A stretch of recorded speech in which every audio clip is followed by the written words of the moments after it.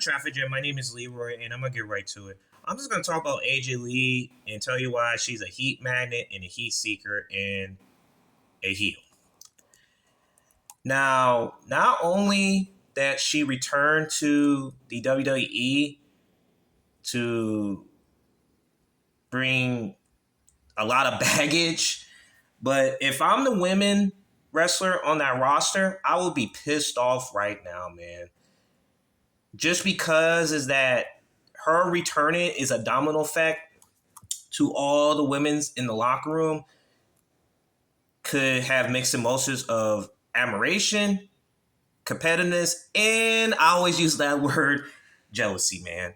And there's a lot of jealousy with her around AJ Lee, man. And I just believe she's a heat magnet in terms of her, how she carries herself, how she brings everything upon about herself and what she does. Now everybody's saying that, oh, she's a baby face, and I'm like, man, if I'm looking at what that entrance and how she does, that's heel, man. She's a heel, man.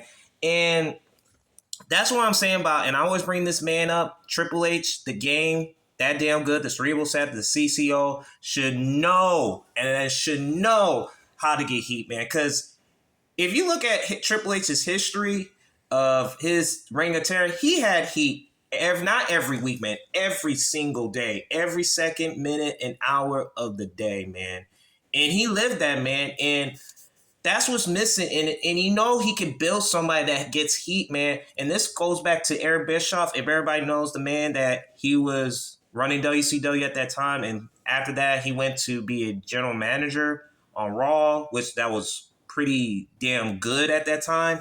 And then he had his running team, and you know the rest of the story. He made a book called Controversy Creates Cash, which it talks about him when it comes to take high risk, unpredictability, and not afraid to rub feathers with people the wrong way. And that's why I always say about Eric Bischoff, he's a good man, man. He really is. People may not like him for what he did, but he's a good man, man. And that's what's missing in these locker rooms nowadays. It used to be where in WWE at that time, there was no comfortability in those locker rooms, man. It was always heat with everything every single day. And that's why I always say they need to create controversy. That's interests the audience at that time. But you know, the marks nowadays wants to dictate everything, who returns and not. I think that's what's hurting the product as it is. I'm still going to say that. They could do a lot of things with AJ Lee at this time. I think being away with the decade and may disrupt the locker room, and Korea will take risks if backflips if they mishandle her. The rest is what makes it valuable, man. And with bruised egos, heat rivalries, and unpredictable storylines, is needed, and I say needed, in this today's landscape. But you know, you got these plants, these contact wrestling plants, think they know everything, think they understand the business, and they just want to be a fan and not just a journalist anymore. And that's why a journalist is dying nowadays, is that they don't want to take risks, man. And I can see AJ Lee, and I know she's having a feud with Becky Lynch, with Seth Rollins, and then partnering up with CM Punk, which they are husband and wives, and they're going to set up for WrestlePalooza. After this feud, she needs to get heat, man. That's what I'm just saying, man. And I can see her having a feud with Liv Morgan when she comes back. I can see with Bayley with that situation. Roxanne Perez, Stephanie Valkyrie, which I say I need to see more of her. I can see something like that. I mean, she could have some good stuff, but they know they're going to try to push her as a babyface. And I just don't see babyface around AJ Lee, man. I think she's a heel. And I always say that, and I should make a video about CM Punk need to be corporate. I think that would be, I'm going to make a video this week, tell you why he needs to go corporate, CM Punk. I think he'll get major heat. I think that could elevate his career. But it's just that nobody doesn't want to take risk anymore. And this will be the example, and I'll just move forward with this. If everybody knows Lita, and with that whole Matt Hardy and Ed situation, she used to get heat.